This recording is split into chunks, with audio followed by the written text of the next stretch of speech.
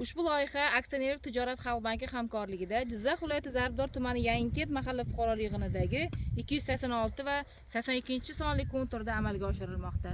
Bu yerda qovun ekilgan. Maydon hajmi 11 gektar, uzunligi 550 metr, bo'yiga esa 200 metr. Bu yerdagi ekinlar zamonaviy usullar bilan parvarishlanmoqda. Hozirda ekinlar holati to'liq unib chiqqan. Ekinlarni yetishtirish 120 kun davom etadi.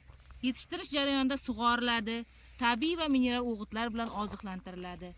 Ushbu loyihaga 22 ta dehqon xo'jaliklari biriktirilgan bo'lib, har bir dehqon xo'jaligi uchun o'rtacha 50 sotikdan yer maydonlari to'g'ri keladi.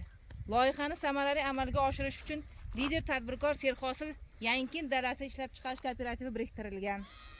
Ushbu loyiha bo'yicha har bir gektardan 30 tonna, jami 330 tonna hosil olish rejalashtirilgan. Mazkur ekin yig'ishtirib olingandan so'ng ikkinchi ekinga ham yuqori daromadli ekin turini ekish orqali yer egalarining samaradorligi yana oshirib borilishi kutilmoqda.